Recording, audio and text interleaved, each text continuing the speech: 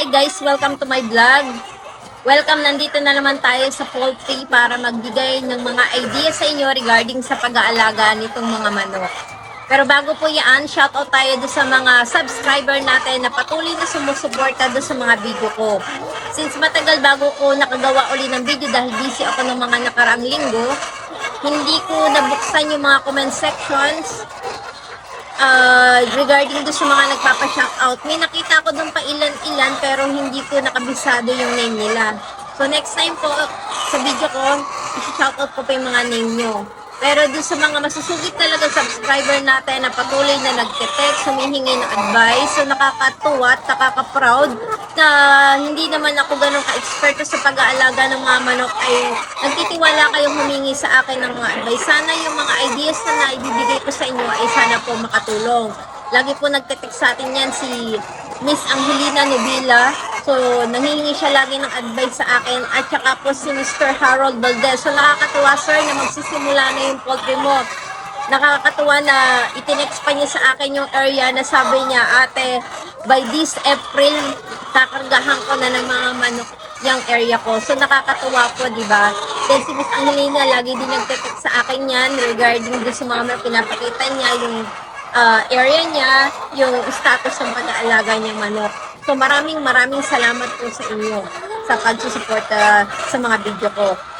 So, i-discuss po natin sa inyo dahil pag minsan nakakapagbasa ko ng mga comment, nakikita ko doon regarding sa pagtatanong nyo about sa pagtitake nila ng mga vitamins or ng antibiotics or sabihin na natin yung mga tinitake nila.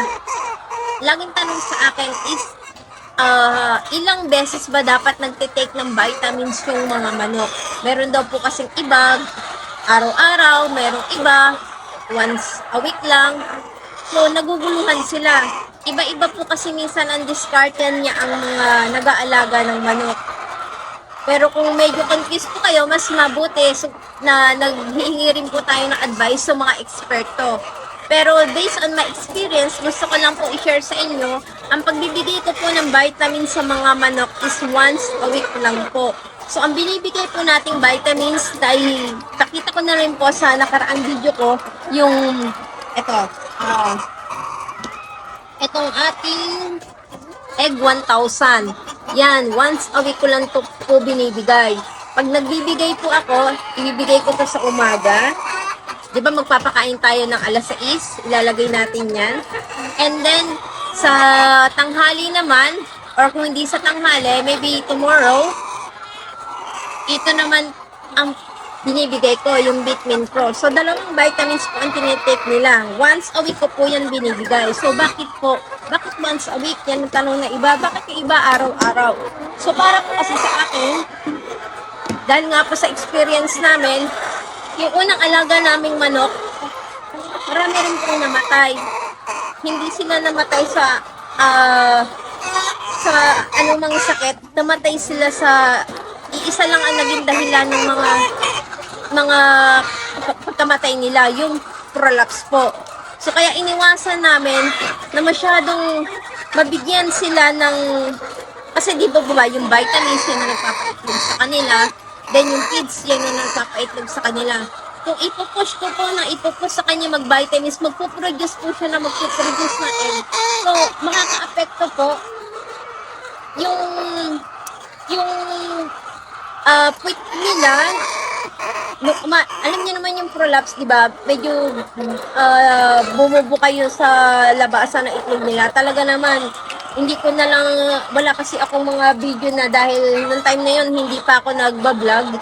Maaawa ka talagang laylay na yung ano nila, yung itlog nila, yung sapuitan nila. Kahit i-push mo siya, papasok, talagang yung laman niya nakalabas na. So,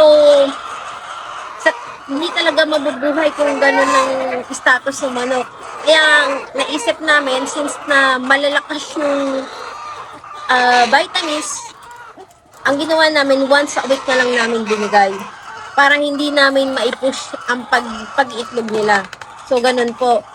Since na once a week naman namin binibigay yung mga vitamins, ang production naman po namin ng egg ay hindi naman ganun kababa. Nasa 90% po mahigit ang production namin ng egg. So, okay na rin po yan. Kesa i-push namin ng i-push yung mga manok, baka magkasakit na naman sila ng prolapse. So, as of now po, mula nang ginawa namin yun, yung mga alaga ko pong manok, since na itong second batch na nilagay ko, never na rin po kami nakaranas ng ganun po, na ang mga manok ay magkaroon po ng mga prolapse. So, ganun po ang ginawa namin. And then, yung iba po nagtatanong din regarding sa mga antibiotic na binibigay natin sa mga manok. Ang probiotics po na binibigay po sa mga manok ay ito po.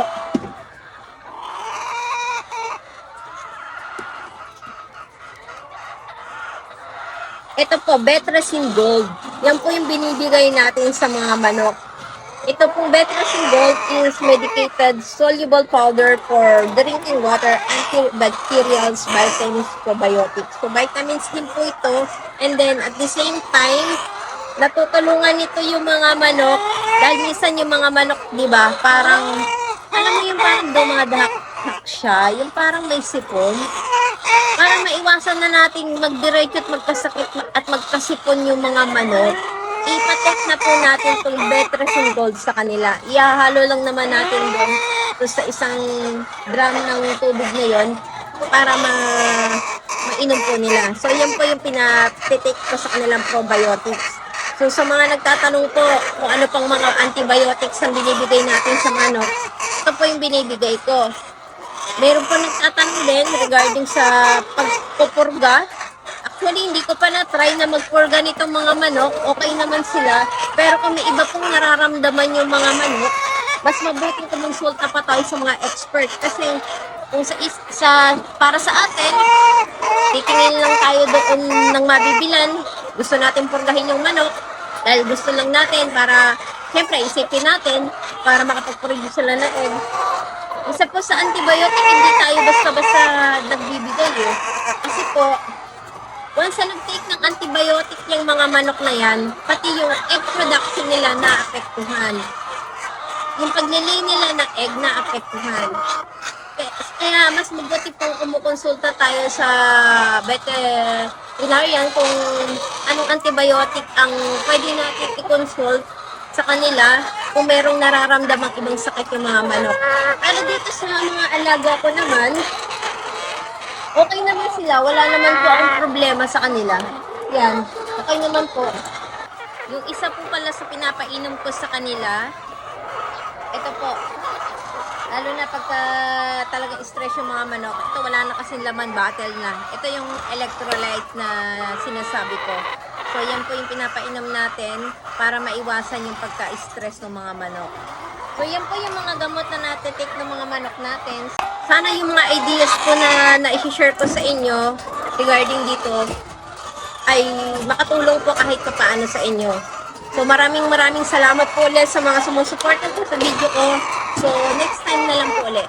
Maraming salamat po.